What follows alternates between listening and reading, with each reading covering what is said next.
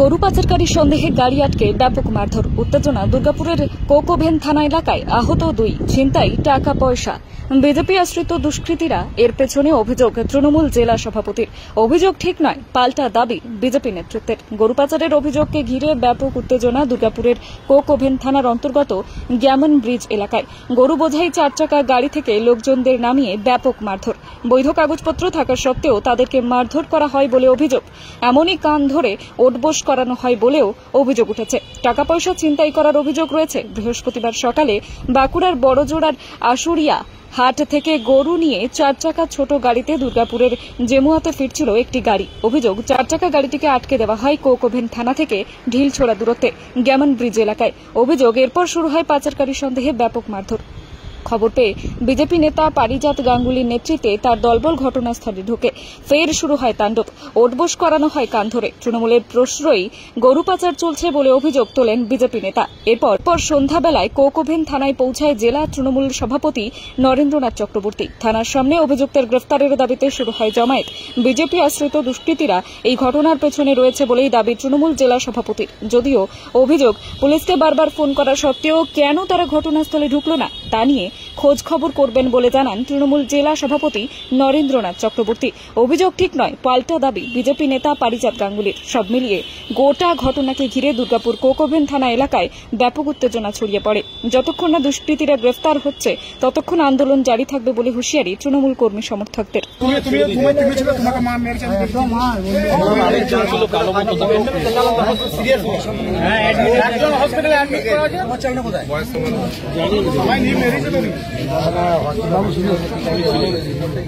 দেখুন, এখানে আপনারা দেখেছেন, এর আগেও আমরা দেখছি যে গরু পাচার চলছিল। এখানে স্থানীয় ছেলেরা খবর দেয় আমাকে একটু আগে, 10 মিনিট আগে, যে এখানে গরু পাচার হচ্ছিল। এটা হচ্ছে গ্যামনের কাছে। তো সেখানে গরু পাচার হচ্ছিল, সেখান থেকে লোকাল লোকরাই ধরে গরুর গাড়িটা। এবং যখন জিজ্ঞেস করি তোমাদের পেপারস আছে, ওরা বলে কোনো পেপারস নাই। আমরা বলেই দিয়েছি, জানি না পশ্চিমবঙ্গ কোথায় কি হচ্ছে, দুর্গাপুর থেকে আমরা একটা গরু পাচার হতে দেবো না। প্রায় 20টার ওপর গরু ছিল এবং সেই গরুটা আমরা রিলিজ করে দিয়েছি এবং এই গাড়িটাকে ধরে রেখেছি। আমরা দেখতে চাই, এরা তো সাধারণ লোক যারা গরুটা পাচার করছে, কিন্তু এদের পিছনে কে মাথা আছে। এবং আমরা অবাক হচ্ছি দেখে যে প্রত্যেকটা যে গরুগুলো ধরছি বা গরু গাড়িগুলো ধরছি, প্রত্যেকটা কোনো না কোনো জিহাদি লোকেরা ধরে আছে। আপনারা দেখুন, সব দাড়িওয়ালা, মাথার মধ্যে টুপি, তারা গরু বিক্রি করছে। তাদেরকে বলছি এনআরসি তো শুরু হচ্ছে, এরপর থেকে আপনাদের থাকার জায়গা নেই। এরপর গরু পাচার কিভাবে করবেন সেটা আমরা দেখে নেবো। আপনার নাম? পারিজাত গাঙ্গুলি। এদেরকে কি মারধরও করা হয়েছে এখানে? না, এখানে স্থানীয় লোকরা যদি এবার রেখে যদি মারধর করে, সেটা তো আমরা দায়িত্ববদ্ধ নই। স্থানীয় লোকরা করেছে। এরা বলছে জয়দেব থেকে আসছি, কিন্তু এরা কোনো জয়দেব টয়দেব নয়, এরা সব বাংলাদেশি। এদের কাছে নির্দিষ্ট কোনো আধার কার্ড নাই। এরা এই কাজগুলোই করে। এই জন্য আমরা চাইছি যে যারা বাইরে থেকে এসছে তাদেরকে এখানে দুর্গাপুরে থাকতে দেবো না বা বাংলায় থাকতে দেবো না। পুলিশকে জানিয়েছি, পুলিশ আসছে। পুলিশের সরবরাহ শেষে আসে, পুলিশকে 8 ঘন্টা আগে জানিয়েছি, পুলিশ এখনো আসেনি। আসলে পুলিশ নিজে যুক্ত আছে এইসব চক্রে, তাই পুলিশ দেখছে যে এরপর এসে কি জবাব দেবো আমরা যাতে না ঘিরে ফেলি পুলিশদেরকে, তাই পুলিশ দেরি করে আসছে।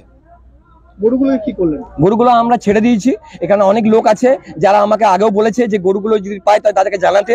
সাধারণ লোক আছে, তাদেরকে আমরা দিয়ে দেবো গরুগুলো। এই রাস্তা দিয়ে কি গরু পাচার হয়? দুর্গাপুরে প্রত্যেকটা জায়গা থেকে গরু পাচার হচ্ছে, রাতের আলোতে হচ্ছে এবং দিনের আলোতে হচ্ছে। ভাবুন তো কত পরিমাণে গরু পাচার হচ্ছে, যে দিনের আলোতে লোকে ওপেন এরা গরু বিক্রি করছে।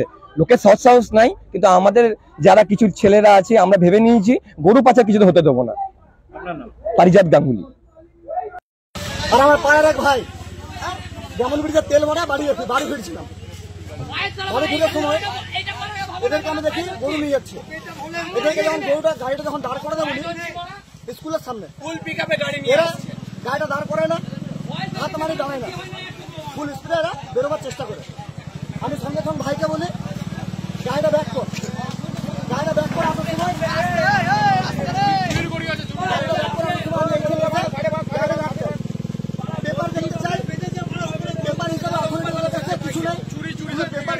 যে আমি গরু কিনেছি তার একটা লিস্ট দেখাচ্ছে, চালান লিস্ট, আর কিচ্ছু নেই আমার কাছে।